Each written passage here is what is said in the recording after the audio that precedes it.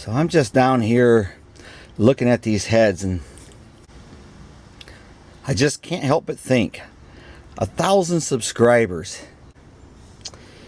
I tell you, the interest you guys have showed has just been great. So what I thought I would do is go ahead and just introduce myself just a little bit more than all these how-to videos or things that I'm doing for entertainment, or I take you guys for a ride with me in an old truck or something, and maybe just let you know just a little bit more about me. So how did I get started in cars? Well, really pretty simple. My dad was a car guy. I was born in a car family. I got a lot of older brothers and sisters.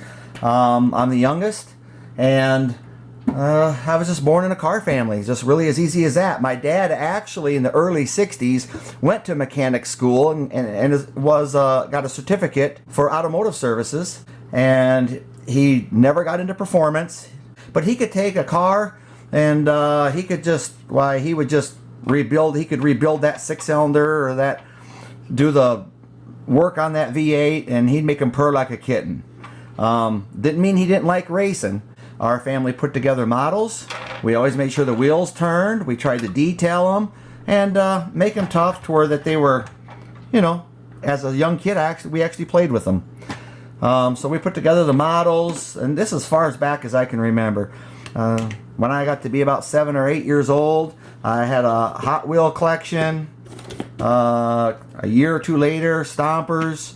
When I was 10 years old, I played with Stompers. And I never saw cars as transportation to get me from point A to point B. When I was a little kid, 7, 8, 9 years old, 6 years old, 5 years old even, cars to me were entertainment. And I guess it's because my dad made them fun. So when I was a kid, 7, 8 years old, even 9, 10, whatever, because I had so many brothers and sisters that were older than me, I rarely got to sit in the front seat. So my favorite places to sit in the car was right behind Dad, so I could watch the speedometer. I was just really intrigued with the speedometer, so I would want to sit there if I could and just watch the gauges. If I couldn't sit right behind Dad and see the speedometer, now we didn't have seatbelt laws back then, so I would actually sit backwards with my knees on the seat, in the back seat, and stare out the back dashboard and watch the traffic behind me or the road come out from underneath the car. But don't get confused, it wasn't just cars. If it had wheels and tires, I was interested. Whether it be a go-kart, dirt bike, oftentimes no money for either, so I would get a riding lawnmower or a garden tractor for free that was junk, and that would be my go-kart. I would change the pulley size underneath of it, make it go faster. I would take a motor from a junk push mower, put it on the garden tractor, and we'd make it work, and that's what I rode. Once in a while we had a dirt bike, once in a while we had a go-kart, but if it had wheels, I was interested. By the time I was 14, I had bought my first car, and here it is. I don't know if you can see it or not. It's a 72 Plymouth Duster. I added the dish mags, and we put the scoops on it, and the reason why it's got white walls, I didn't have any money for any white letter tires. Anyways, this was my first car. 72 Plymouth Duster. It had a 318 two-barrel on it. By the time I was 16, I was in an area vocational center as automotive services, and it shows you just how much those teachers really paid attention even back then. Not very good, because I was an outstanding student nominee. When I was 16 is when I did my first set of heads. Ironically, it was off the 72 Duster. That picture I showed you of, we pulled the heads off of it, and I did my first valve job and assembly and all of the remaking. I even planed the heads. I did it not on a machine. I hand did it on a block with basically it was like a sandpaper, and I milled the heads to where everything was even and all shiny. I did all the valves, put them all together, and I was well on my way to wrenching and scraping. By the time I was 20 years old and dating my wife, I was at the machine shop, and we were building a 340 for my 72 Dodge Demon. And by this time I had already owned several cars. It hasn't let off.